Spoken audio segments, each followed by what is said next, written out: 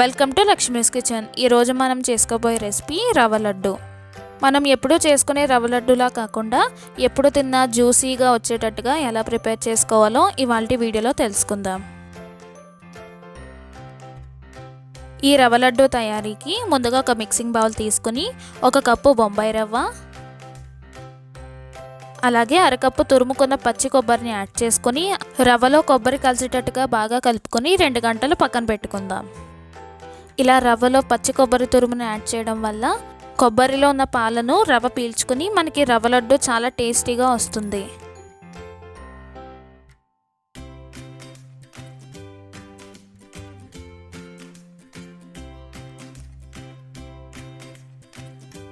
రెండు గంటల తర్వాత ఒకసారి మూత తీసుకుని ఒకసారి బాగా కలుపుకొని పక్కన పెట్టుకుందాం.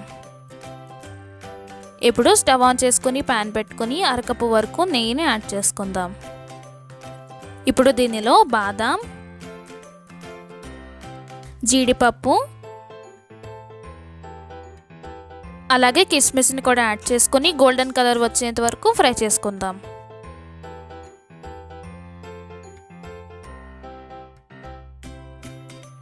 ఇలా డ్రై ఫ్రూట్స్ గోల్డెన్ కలర్ వచ్చిన తర్వాత ఒక ప్లేట్లోకి తీసుకుని పక్కన పెట్టుకుందాం. ఇప్పుడు అదే ప్యాన్లో మనం నానబెట్టుకున్న రవ్వను యాడ్ చేసుకుని ఫ్రై చేసుకుందాం.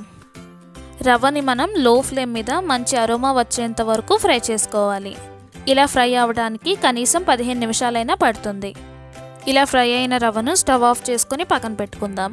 ఇప్పుడు స్టవ్ ఆన్ చేసుకుని మరొక ప్యాన్ పెట్టుకుని 1 కప్పు వరకు షుగర్, అరకప్పు వరకు వాటర్ని యాడ్ చేసుకొని పంచదార కరిగి లేత పాకం వచ్చేంత వరకు మరిగించుకుందాం.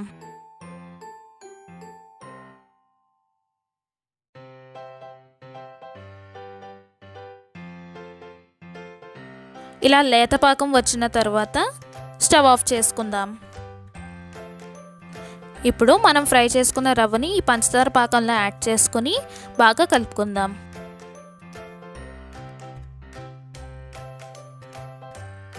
ఇలా రవ్వ పాకంలో కలిసేటట్టుగా కలుపుకున్న తర్వాత మనం వేయించుకొని పక్కన పెట్టుకున్న డ్రై ఫ్రూట్స్, అలాగే ఇలాచీ పౌడర్ని కూడా యాడ్ చేసుకుని బాగా కలుపుకుందాం.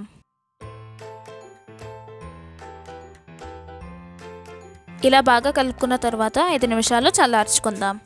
5 నిమిషాల తర్వాత ఒకసారి బాగా కలుపుకొని 2 స్పూన్ల వరకు నెయ్యిని యాడ్ చేసుకుందాం.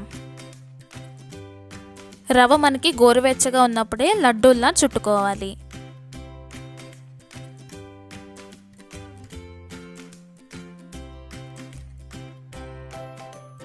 ఇలా లడ్డూలా చుట్టుకున్న తర్వాత సర్వింగ్ బౌల్లోకి తీసుకుని సర్వ్ చేసుకుంటే టేస్టీ, జ్యూసీ అండ్ సింపుల్ రవ్వ లడ్డు రెడీ. ఈ రవ్వ లడ్డూని మీరు కూడా ట్రై చేసి మీకు ఎలా వచ్చిందో కామెంట్స్లో చెప్పండి. ఈ రెసిపీ కనుక మీకు నచ్చినట్టయితే లైక్ చేయండి, షేర్ చేయండి. ఇలాంటి మరిన్ని టేస్టీ రెసిపీల కోసం మా ఛానల్ని సబ్స్క్రైబ్ చేయండి.